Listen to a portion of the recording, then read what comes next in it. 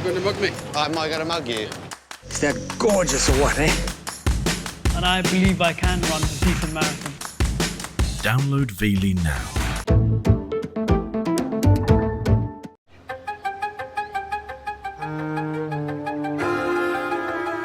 The dawn of a new century and the reign of a new king, Edward VII, ushered in an age of dramatic scientific changes, stunning new inventions and groundbreaking discoveries. And it was in their homes that Edwardians experienced the full impact of this leap forward into modernity. It offered a brave new world, but these mod cons were all untried and untested, and soon turned the Edwardian home into a hazardous place to be. Absolutely lethal. She covered her face in poison. Vogue was advertising arsenic soap for that offending pimple. Products that were brilliant, maybe not so brilliant, and downright dangerous. Because they're so fine, they're easy to inhale. When you breathe in, they can get deep into the lungs and they stick there. I'm going to search out these hidden killers and reveal how science both created them and then solved the problems they caused. Welcome to the perilous world of the real Edwardian home.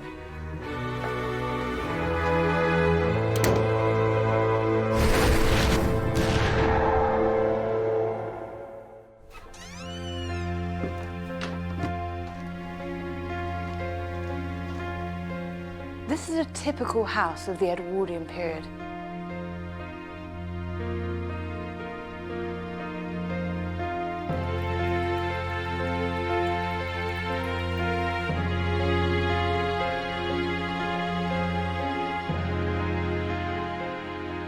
It not only looked more modern than the houses of the Victorians, it even sounded different.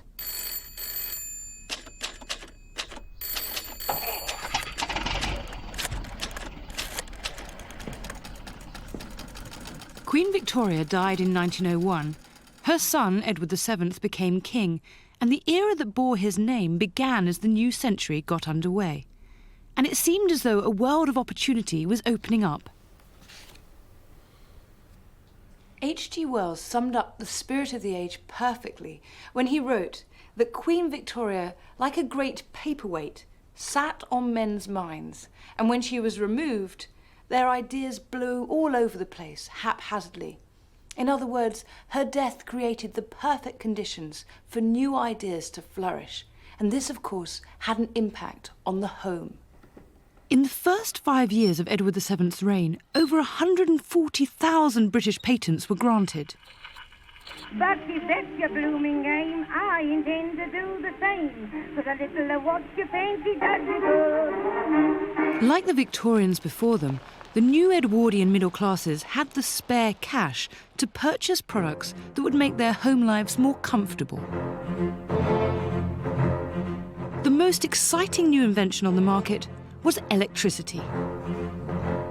It would not only transform every room of the Edwardian house, but it would make possible a whole host of new domestic inventions and gadgets. If there's one thing we take for granted, it's that this works.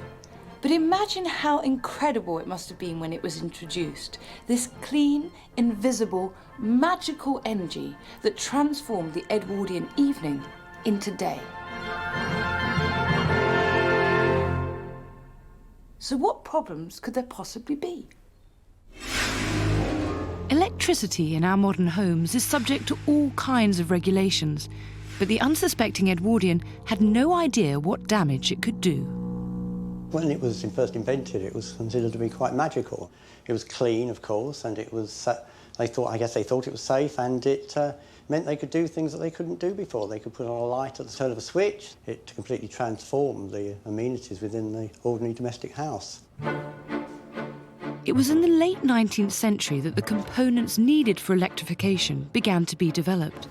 The vital invention was made by both Joseph Swan in Britain and Thomas Edison in America, the incandescent light bulb. Streetlights came first, and then in the Edwardian period, individual companies began to produce electricity to offer to domestic households. Gas lighting and heating had become popular in Victorian times, but it was a dirty source. As well as being potentially explosive, it left a residue of grime. Electric light seemed to offer the perfect alternative. It might seem an obvious thing that electricity should replace gas, but at the time, electricity companies and gas companies were very much in competition.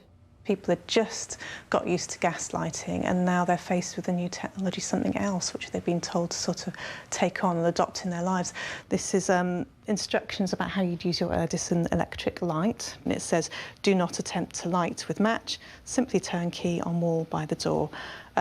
Sounds quite bonkers to us today that you have to explain it in that way. We know how we operate our electricity, we know we go to the light switch, but then that wasn't so obvious. At the turn of the century, electricity was far more expensive than gas, but it was heavily marketed by the supply companies who could see the possibilities and the profits. We get key figures like Lord and Lady Randolph Churchill choose to have it in their homes, and this is sort of widely reported in the press, so it becomes more attractive and almost glamorous for some of the middle classes to take it on. The newspapers were full of the wonders of electricity. For example, the Dundee Courier in December 1906 praised its romantic story and said that its rapid advance is more wonderful than any tale of wild Arabian fiction. It seemed chic, modern and desirable. If you were a sophisticated, urban, up-to-date family, you needed electricity in your house, you needed electric lamps, and those who didn't have it were simply seen as behind the times. So if you really wanted to show off to your business associates that you were the right type of person, you brought in the electric light. And so gradually, Edwardian homes began to be lit by electricity. But it was a completely new, little understood force. And electricity cables were just that, naked, bare cables. One touch, and you could be electrocuted. Early cases, the cables weren't actually insulated at all. They used to just run through wooden runners, and then they'd just be bare, running around the properties. When they did catch on to insulation, they used the wrong material. Originally, they were made just lined in paper and lead. A fantastic fire accelerant. Brilliant. They even tried wrapping it in cloth, they wrapped it up in wood, they wrapped it up in basically anything they thought might stop the electricity getting through and somebody inadvertently touching it. And earthing, the ability to make a faulty circuit safe by redirecting it to the earth, simply didn't exist. There's no earth, there was nothing at all. So if you had a small child that could just, run around and touch one of these things, they're absolutely lethal. Lethal or not, the fearless Edwardians kept inventing and found the new power source could be used for all sorts of domestic appliances. Its full potential could be seen in the electric house, the centrepiece of the 1908 Manchester Electrical Exhibition, the tomorrow's world of its day. And on display were all the must-have items for the ideal Edwardian home. One excited visitor wrote a postcard about their visit. I went to the electrical exhibition last week and spent a very enjoyable afternoon. Kettles boiling and frying pans on the go, all on a clean table without a speck of dust. What sort of items were available? A whole range of things that we see now and we find a commonplace in our homes today, but also a whole other range of things which maybe we're not so familiar with. All sorts of weird and wonderful appliances appeared, some of which had not been seen before or since, as suppliers tried to generate a demand for electricity beyond the electric light. What's this? That's actually an early electric curling tong, and you just put your curling tong in there to heat up. And this must have been quite a breakthrough to have an electric iron for the first time. Up until now, irons had been heated on coal stoves. In many ways, I guess that is quite a breakthrough and one of the appliances that people probably were most fond of in the early days. A look at the magazines and papers of the time reveals a fundamental lack of understanding about how to use electricity safely, even by some manufacturers. In the Evening Telegraph of December 1908, it recommended the use of an electric tablecloth, a device which it says up-to-date hostesses will not be long in taking advantage of. One of the most unusual items is probably this one here. This is a tablecloth, it's an illuminating tablecloth, and the idea is that you turn it the other way round, so you'd have this side showing. And wired up inside here are just bare wire connectors. You'd lay it down, you'd cover it with your cloth, basically plug your lamp on the base Into the circuit, tablecloth? directly into the tablecloth. You're pronging through and making that connection. I can see that's quite fun, but presumably it's also really dangerous. I mean, if you spill yes, something... Yes, extremely dangerous.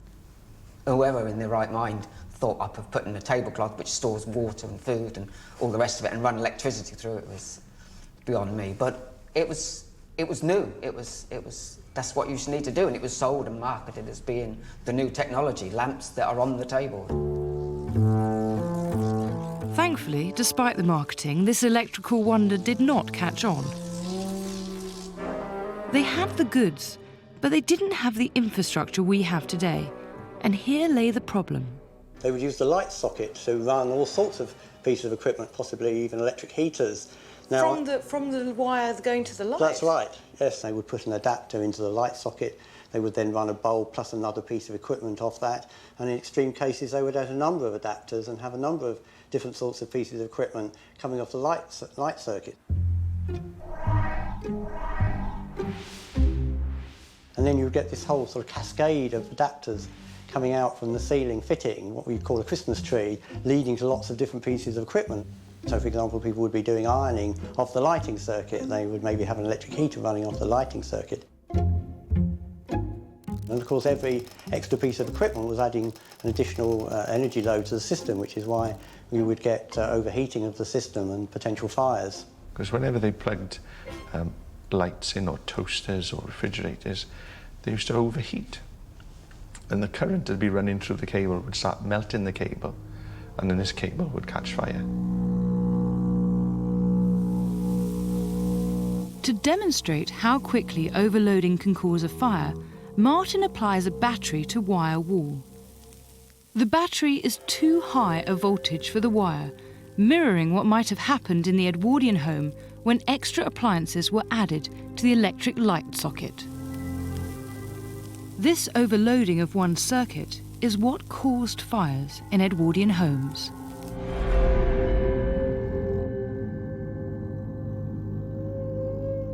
It wasn't safety regulated in the way ours is now. There were no consumer units, miniature circuit breakers, or any of that safety equipment that we now rely on.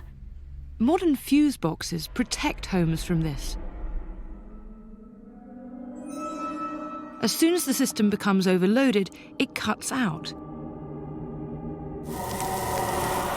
But back then, the electricity would keep flowing.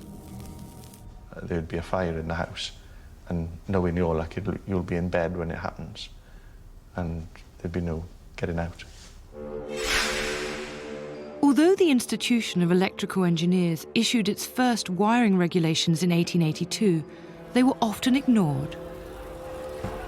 Part of the problem was that initially, electricity was sold by individual local companies, who each supplied a particular voltage of electricity to their local area. So an iron used at home in Manchester wouldn't be compatible with one in Liverpool. It was down to the individual generating company what voltage and what ampage they put the electricity into the properties. So even though you understood one system, it didn't mean that if you went further down the road and bought the electricity from somebody else, it would be exactly the same.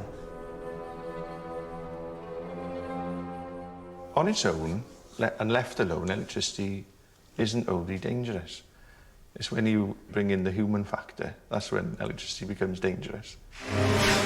There were countless stories in the newspapers of the many and varied ways people had managed unwittingly to electrocute themselves.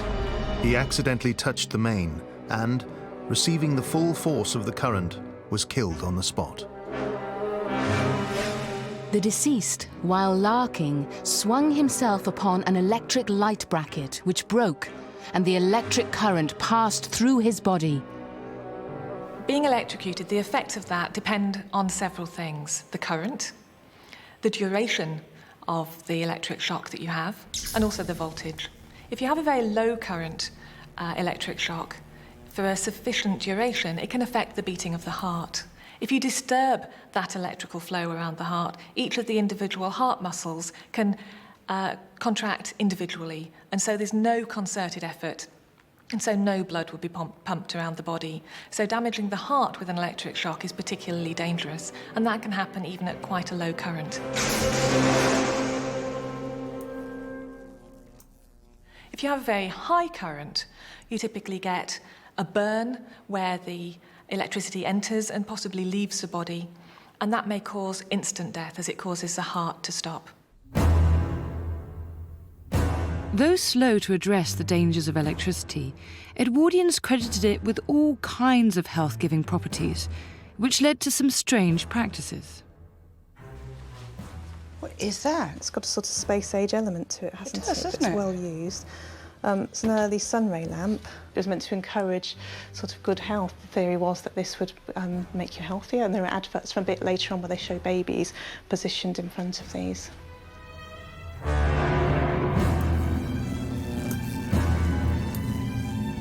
The therapeutic use of electricity also extended into the medical profession, where it was applied to a range of physical and mental illnesses. Have you got any other surprising items? Yes, there are some surprising items. This is a fairly early massage machine, electric massage machine. It's a bit like a ray gun, I think, that one. It does look a bit like a ray gun. Or a sort of a microphone. You think Elvis. And this is for massage? Ostensibly for massage. It was often used for more intimate sort of purposes as well, but it was sold as an electric massage machine. Right, OK.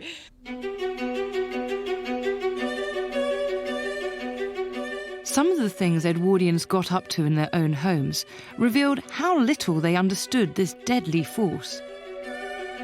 To my amazement, I even found an extraordinary headline in the Daily Mail. A man accidentally electrocuted himself during his daily beautifying routine. He was using an electrical gadget which was plugged in at the mains and was designed to enhance and inflate his pecs. A man's fatal vanity. He attached the needle wire to the electric light, worked the needle over his breast, and dropped dead. Eventually, the Edwardians were given the option of a wall socket instead of the light, but this brought up another issue. At the time, both the plug and the socket contained metal, which created a small spark when they came into contact.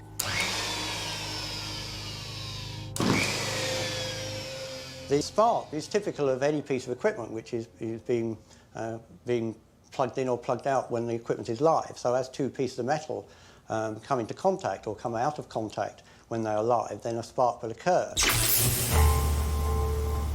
As most Edwardian homes were still using a lot of gas, which was prone to leaking, this small spark could be enough to cause a big explosion. Explosion just waiting to happen from the tiniest amount of gas, and your windows and doors, and you will be on the street waiting for the undertaker, I would imagine. Over time, improvements were applied that lessened the dangers.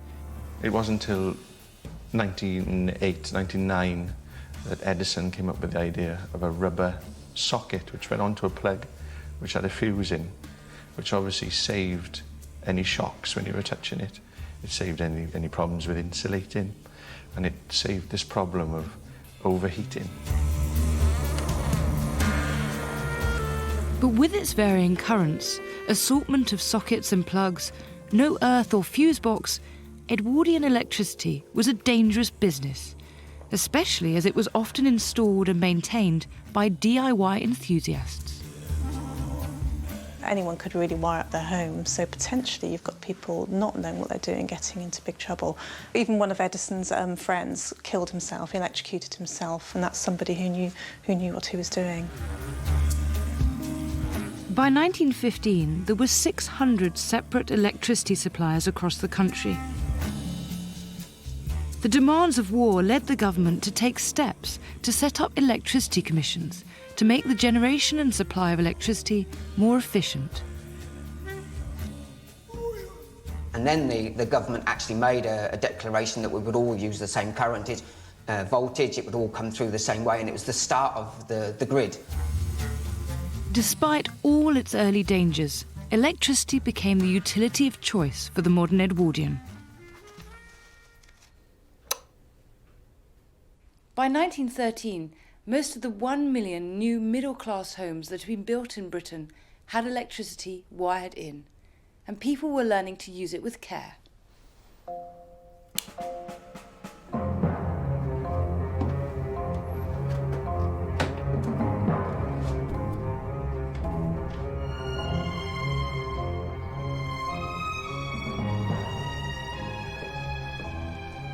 Change was not just afoot in technological terms. Edwardian society was also changing dramatically. This was an age of great social reform, and above all, it was an age of female advance. Although women were still employed in service, other options existed now in factories and shops, which inevitably had an impact on the home.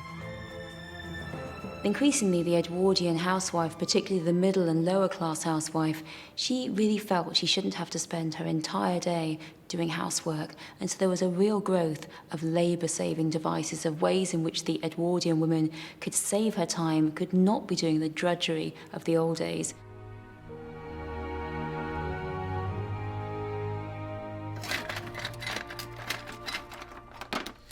Where technological and social change met was in finding an alternative to an unpleasant chore that had traditionally fallen to women, the building and cleaning up of open coal fires.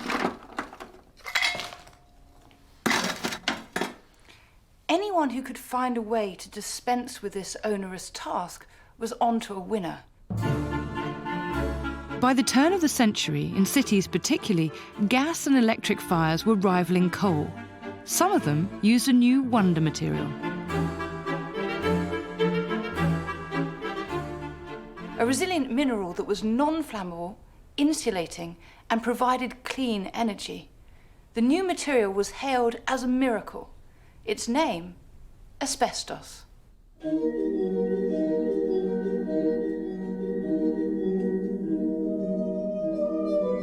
Asbestos was seen as a wonderful material because it didn't burn. It was a very versatile material. You could weave it, which was superb.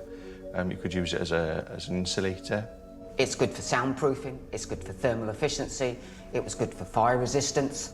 It was really the wonder stuff. It was strong and it was very, very cheap.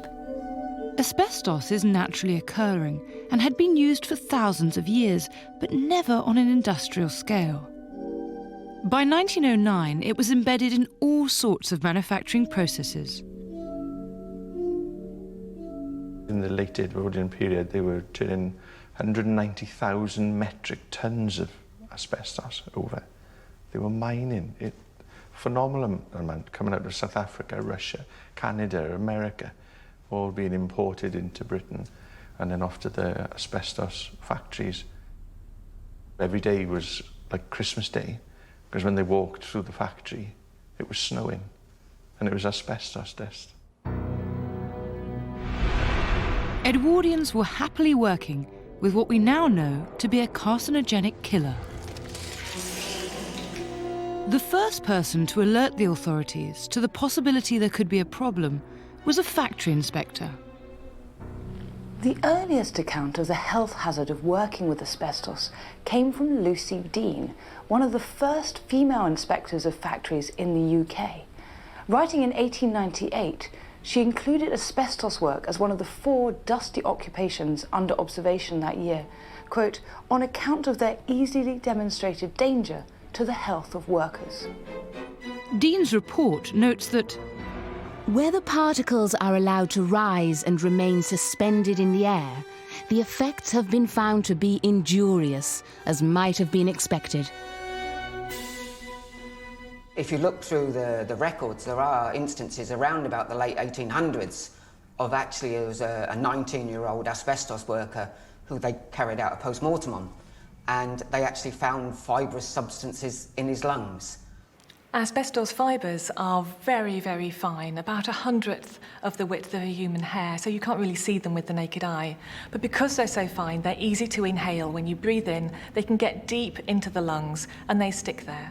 Initially, they cause scarring, something called asbestosis, with fibrosis and scarring of the lungs, which starts to replace the normal lung tissue with fibrous scars, which means that the lungs aren't doing their job properly. But although Dean raised the alarm, her findings were ignored for many years. People might have noticed it caused difficulty with breathing, but nothing was done. They didn't really know what it was, and they used to just put it down to bronchial problems or, breathing problems of some description. But they were starting to think that there may be something in these new substances that weren't good when they actually mixed with humans. What the Edwardians didn't appreciate at the time was the exact deadly nature of asbestos. This is what a lung looks like when it's been destroyed by asbestos fibres. The real danger of asbestos is in causing a particular cancer called mesothelioma. This affects the pleura, and it's an abnormal growth. It can encase the lungs and spread throughout the body. It's almost completely untreatable, and it certainly was in the early part of the 20th century. Unfortunately, because of its amazing qualities, by now asbestos was being used in all sorts of products throughout the home. It was actually quite good for lining water tanks. So unfortunately, we then put asbestos inside water tanks, and then we were taking water out of the tanks through lead piping with asbestos. And it's a case of how many problems do you want to put in one place and then reap the benefits years down the line? They started making floor tiles, ceiling tiles. It was lining their boilers.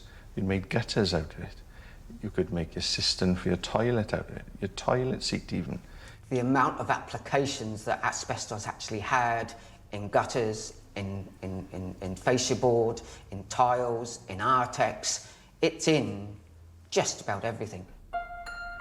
It was the most hidden of hidden killers, sometimes waiting years to do its worst, and to the least suspecting members of the household. There are quite a few stories of the wives of asbestos workers developing mesothelioma, and that's thought to be because they're washing their husband's clothes and are being exposed to the asbestos fibres in that way.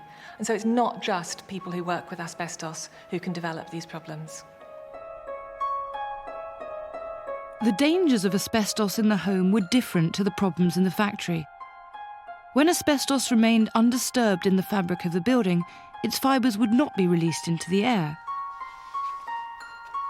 It's really disrupting asbestos that causes the problem so that you breathe in the fibres. So you hear today about buildings that have been condemned because they have a lot of asbestos in the walls. That probably wouldn't cause any problem to somebody walking through the building, but if you were to knock it down, those fibres could get into the atmosphere and be breathed in. The other problem with asbestos is it has a long latent period. It can take 20, 30, even 40 years for mesothelioma to develop after exposure. So it wasn't something that happened immediately. It took a long time. And it took a long time for the danger to be acknowledged in the factories too. They did a series of post-mortems on 30 people in a factory where only 2 people had actually survived this factory, and they looked for common trends that was the problem, and it was all about this fibrous build-up inside their lungs, and that's when asbestosis actually got its name. It was really where it really came from.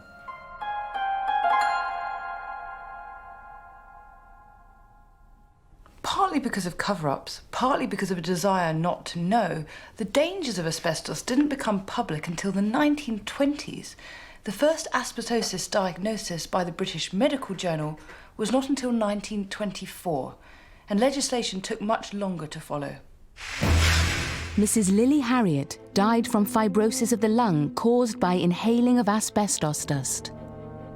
I think sometimes it was ignorance, other times it was for a profit. There was so much money to make out of it. The death rate in factories led to a decline in the use of asbestos, and it is banned today, but it remains hidden in many buildings.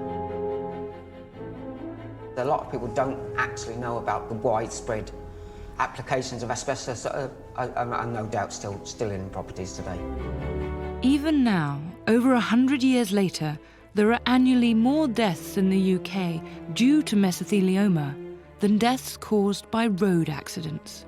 And it could be argued we won't know the final death toll for another 100 years. To this day, asbestos remains a true hidden killer.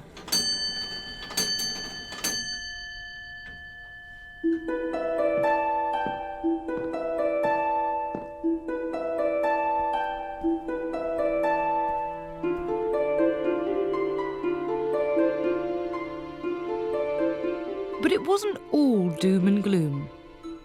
This was an age of firsts.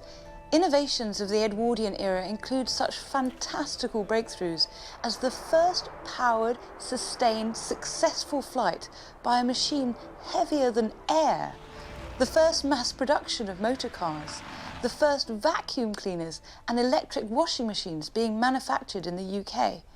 In other words, the Edwardians were laying the foundations of our modern world.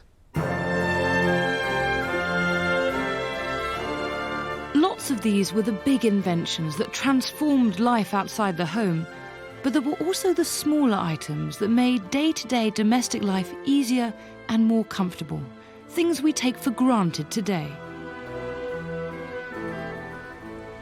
All of the items and activities that the modern middle-class Edwardian needed could be bought from these pages. 100 years previously, most of them would probably not have existed, let alone have been available for mass consumption.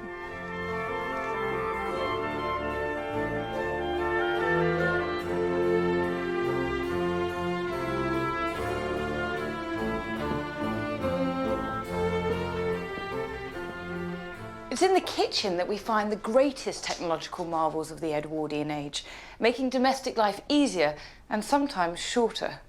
If you were really up to date and had money to burn, what could be more desirable than a brand new refrigerator? Food preservation was a major issue in Edwardian times. Initially, they made purpose-built cold cabinets to store food. They were carved out of timber, lined with sawdust, it could be rabbit fur, and then your item was put inside and packed with ice. Ice was shipped in from the Arctic and distributed to people's homes, but no matter how well insulated, the ice would not last long. They wanted some other way of doing it, and technology gave them the answer, I suppose. So what came after ice? How did we get to the first fridges that used chemicals? To find out, I've come to South Bank University in London to meet refrigeration expert Professor Graham Maidment. So, is this enormous thing an early fridge? Yeah, it's an early invention of a fridge, dates probably about 1870, that sort of thing. This unlikely-looking fridge has been rebuilt from early designs. It was never actually manufactured, but is perfect to illustrate the first attempts at refrigeration. When a version did come onto the market, it wasn't cheap. The earliest commercial fridges, early 20th century, would have been about £700, that sort of price. And compared to a Model T Ford, which was maybe £500, so more expensive than a car. So early fridges were the plaything of the Edwardian rich and did not become affordable to the masses until much later. And how did it work? Refrigeration uses the principle of evaporation of a liquid to gas to produce a cooling effect. And if I can show you the little experiment, in this can we've got some butane, which is a common refrigerant that we use today. If we spray it, you can see it actually produces cooling as it hits the surface and evaporates. Well, yes. At first it's warm, but then it gets really cold very fast. The evaporating gas draws heat. This is how a fridge works. The Edwardian engineers understood they needed to create a cycle where a gas could evaporate, draw the heat, and return to liquid continuously. The refrigerant would have been in this pipes here and would have made this small container within here cold. Just this little thing in the middle here? Absolutely. I know, it's huge, isn't it? The whole machine is massive, just for a small amount of cooling. Yes, you could have put a pint of milk in there and that's about it. That's it. What's all this then? Well, that's basically making the refrigerant back to a liquid again. We've got a compressor that pumps it. This is a hand-driven one, so you'd have had a servant driving this. That's a terrible job. That's awful. You mean you'd have to be doing this all day, 24 hours a day, in order to keep that pint of milk cold? Absolutely. It took time for the technology to develop to cope with the chemicals they knew could work. This prototype was developed before electricity and well before rubber sealants. You can see here, you know, the sort of components that we would have used, the refrigerant wouldn't have stayed within the system, so it had leaked out. The trouble was that the early fridges weren't actually sealed fridges. So they used these gases and there would be a certain amount of seepage and leakage from these fridges. And this is what made the early fridges so hazardous. The dangers of the early fridges were actually in the chemicals that they used as the refrigeration. They had ammonia, which was pretty flammable and pretty toxic. If you breathe in ammonia gas, it's immediately very toxic, so the eyes would start to water, your throat would become sore. It can cause chest pain, difficulty in breathing, and if you have enough of it, it can cause circulatory collapse and even death. You had sulfur dioxide, which was extremely toxic, and then you had methyl chloride. Only certain gases will turn from liquid to gas in the way required. Unfortunately, these properties also made them exceptionally dangerous. Gases like methyl chloride also had other uses. They actually used gases that, in the First World War, unfortunately, used to gas people in the trenches.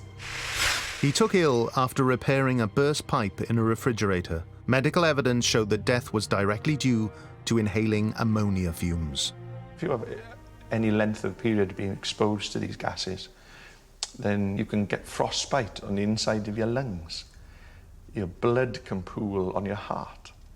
You were talking absolutely lethal materials to be using in the fridge. So not only were they poisonous, but they could be a fire hazard. These chemicals were volatile and could explode under certain conditions. Caused hundreds of deaths. The ammonia, typical tiniest of leaks, and there's just an explosion waiting to happen.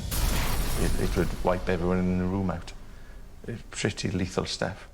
Ether will auto-ignite with a temperature of about 160 degrees C, which is quite a low temperature. And actually, there's lots of things in our house that operate with a temperature of 160 degrees C. So switching on a light switch, potentially, could do that. So when the Edwardians were introducing all sorts of electric items into their homes, they were putting things that could actually set the ether on fire without a naked flame. That's right. So that's why it's not a good refrigerant for a domestic fridge.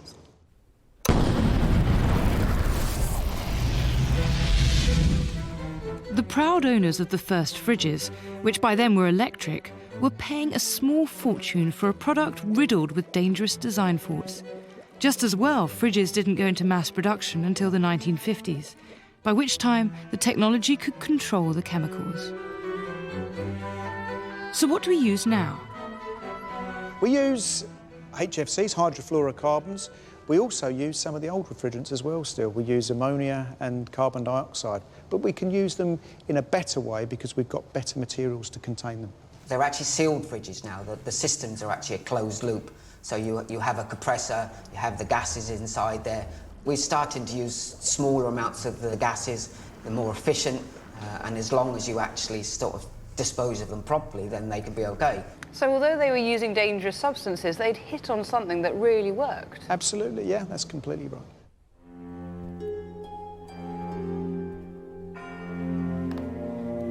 I'm going upstairs to the bedroom in search of the next killer.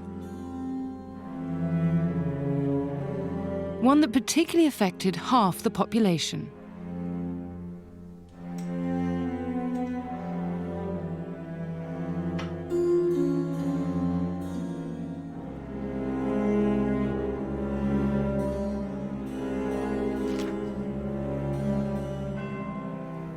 One of the consequences of the liberating social change of the period was that makeup, which the Victorians had denounced as the mark of a loose woman, became increasingly acceptable.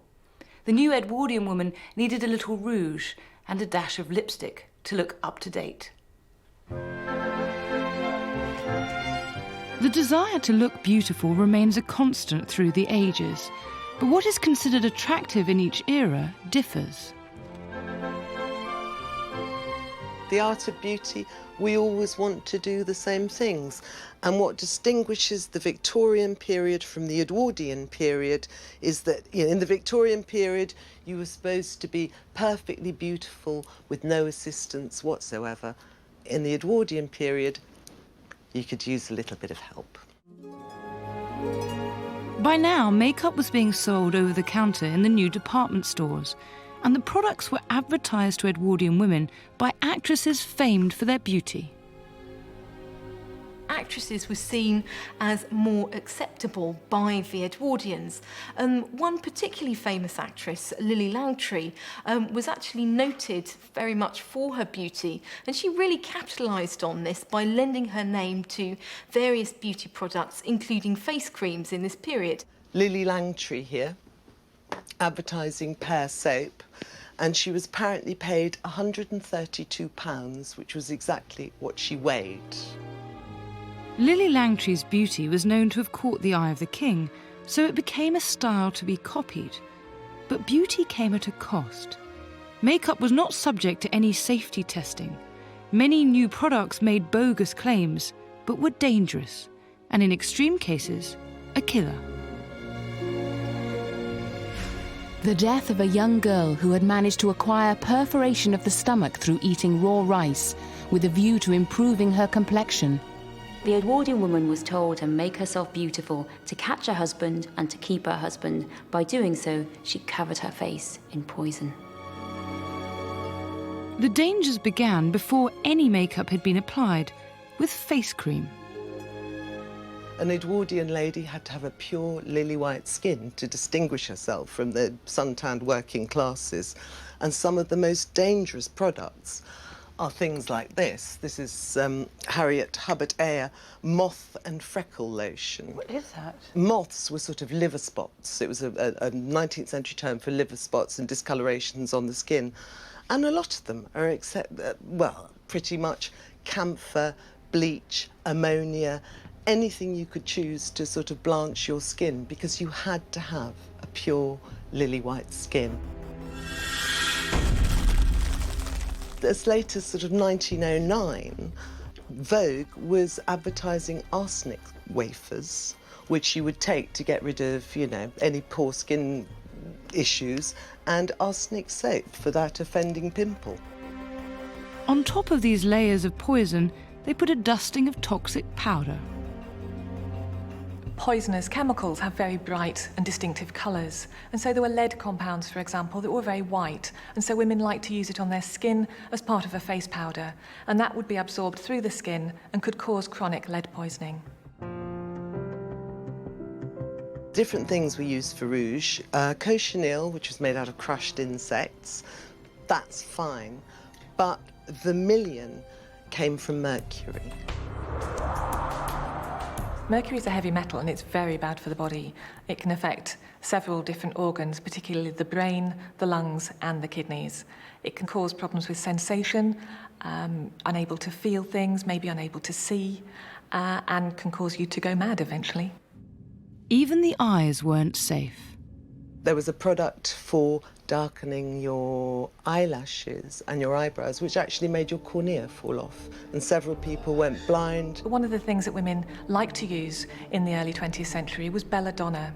This is obtained from a plant, and when drops are put in the eyes, it makes the pupils dilate, which is meant to signify desire and arousal, and so made women look more attractive. One of the problems with this, of course, is that it's a drug, and when it's absorbed, it can have an effect on the rest of the body. At best, it would probably have caused blurred vision and a dry mouth, and at worst, a very irregular heartbeat and even blindness. You didn't know what was in these things. There's no description of content or anything like that, because there was no legal obligation to do so.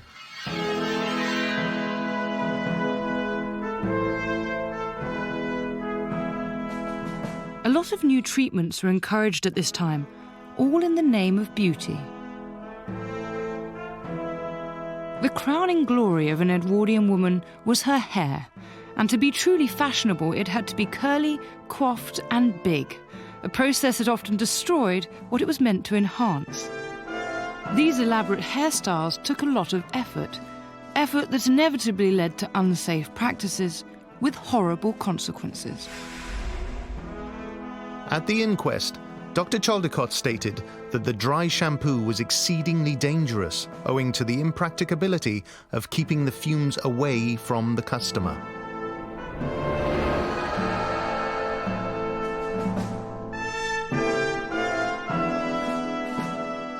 There was a big problem in the Edwardian period of female baldness. Why were women going bald? People were using very dangerous hair dyes, which was one of the causes, but the other big cause, I mean, you'd have been fine with your fabulous curls, but everybody curled their hair. And so if you're doing that, so allow me to demonstrate, this would give you a sort of a crimp. Yes. For travelling, you might have a little one like that. So you were curling your hair the whole time, and the dangers of burning with this were absolutely extreme. Tongs like these were heated in the fire and applied straight onto the hair, often burning it off. But worse was to follow. Carl Nestler came up with the first permanent waving machine in 1906, but not before he'd burnt his wife's hair off twice. Goodness me. So definitely, there's a reason for baldness, if ever I saw one. Messler's Wonder Machine involved wrapping the hair around rods and covering it with alkaline paste and, most dangerously of all, asbestos. Gas was then used to steam the curls tight. It would take 6 hours. It was extremely popular. Once your hair was right, you had the challenge of adding a hat, and so introduced another danger. Look at that whacking grey hat. You couldn't put your hat on your head without huge hat pins. These were up to 14 inches long, and that was another very dangerous thing, because you've got all that incredibly sort of sharp pointed end. Ladies were banned from wearing unprotected hat pins on omnibuses in case they scratched people.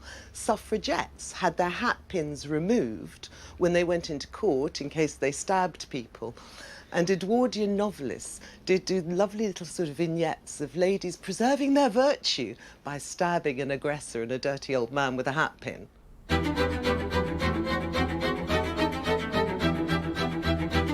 Ironically, while she was killing herself to look beautiful, the Edwardian middle-class woman was herself a killer of wildlife.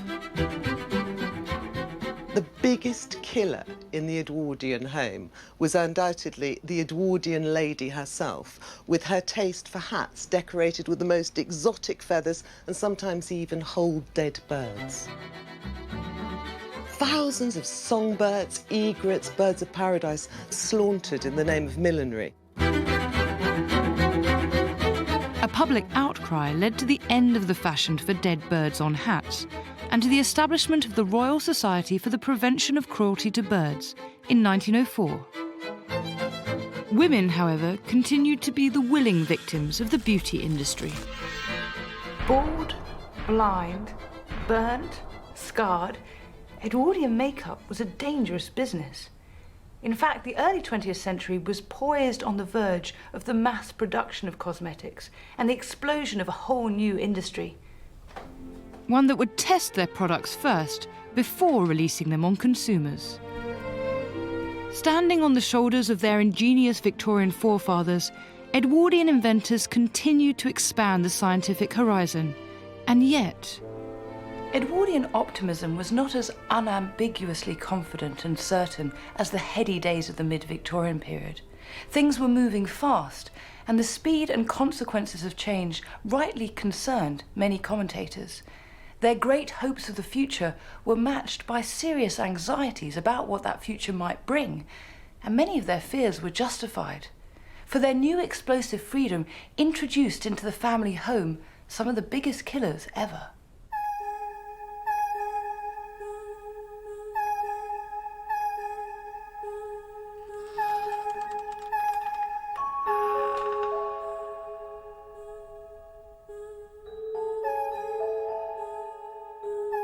When Marie Curie discovered radium in 1898 and won a second Nobel Prize for Chemistry in 1911, she not only showed that women could be successful scientists, she also pioneered a new science.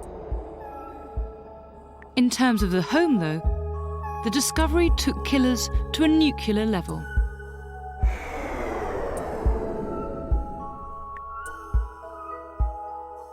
Radium was known as the wonder element, deemed capable of preventing disease and conferring medicinal benefits. It was used by doctors and quacks alike. Radium first came to the public's attention as a treatment for cancer, but it seemed to give off an energy that could be harnessed in the home in ways Madame Curie could not have imagined when she discovered it. I've come to the University of Surrey's Department of Nuclear Physics to explore radium with Professor Patrick Regan. So, Paddy, why were people so excited about radium in the early 20th century? Here is this magic material that appears to come from nowhere. It's a changing of the element uranium, spontaneously apparently changing into another element, this new chemically separated material, radium, and it emanates energy. This is the birth of nuclear physics. So what is radium, and why is it a problem? Radium is a radioactive compound, and so most of its effects are due to the radioactivity. It has a very long half-life. That means that it remains radioactive for years and years. And so you don't just swallow a bit and within 10 minutes the radioactivity's gone. It continues to do you harm, probably for the rest of your life. One of the problems is that the body treats radium like calcium, and so it absorbs it into the bones. And that's where the radium does a lot of its damage. It damages the bone marrow, which is the place where our body makes all of the blood cells that it needs. This is called aplastic anemia, when all of the bone marrow is destroyed so that none of your blood products are made, and this is one of the awful side effects of radium. But this horror had yet to unfold in the early 20th century. The burgeoning scientific discoveries of the period provided the Edwardians with what seemed, at least at first, as fun. Radium, as isolated by Marie Curie, was an incredible discovery. It was a really world-changing discovery. What we might see as most important, as in medical use, that wasn't what the Edwardians were interested in. They were delighted by the fact it could create luminous paint. The public imagination was fired by the idea of radium.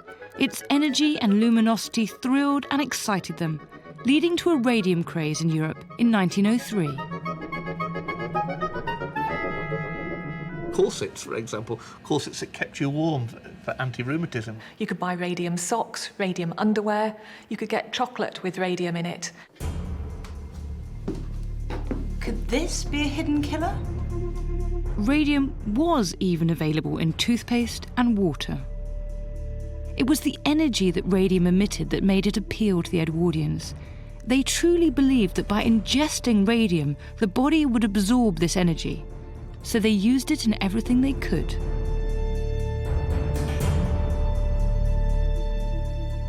They even had radium spas where you could go and relax in the spa water surrounded by radium. Reports, rather strangely, also of condoms that had radium included in them. Men in particular thought luminous paint on their watch faces was pretty thrilling. So it was absolutely everywhere. Anywhere you looked, they used radium. It was a magic substance. It was seen as a sort of panacea for everything.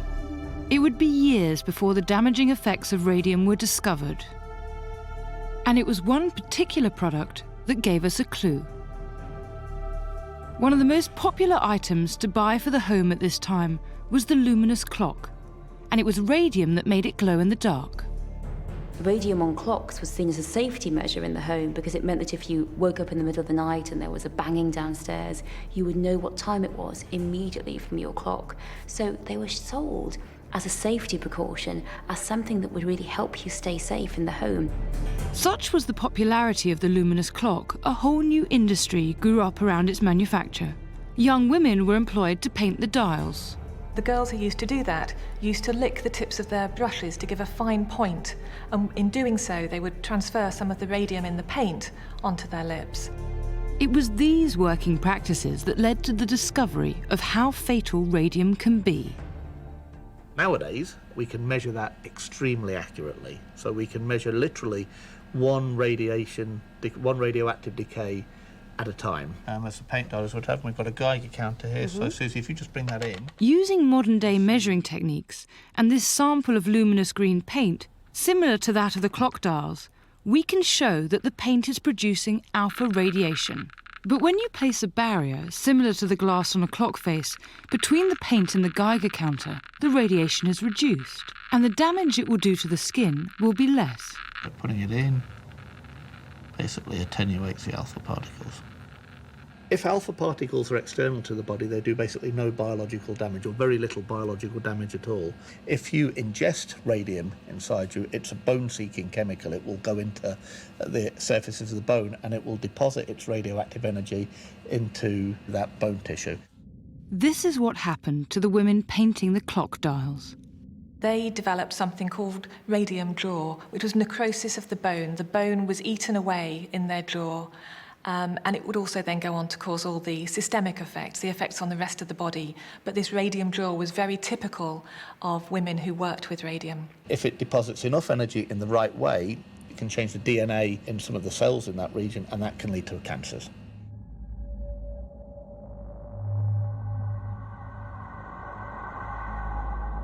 These days, we have a much better understanding of radium, what it is and how to deal with it.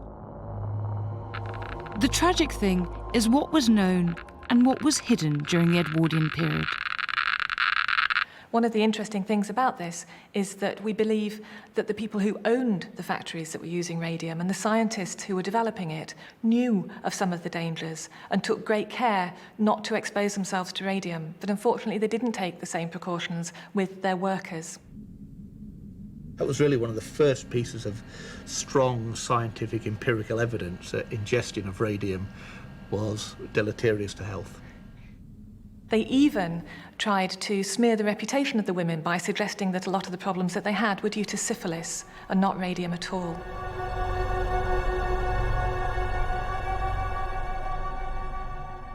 The damaging and often fatal side effects of radiation exposure were only realised in the late 1920s.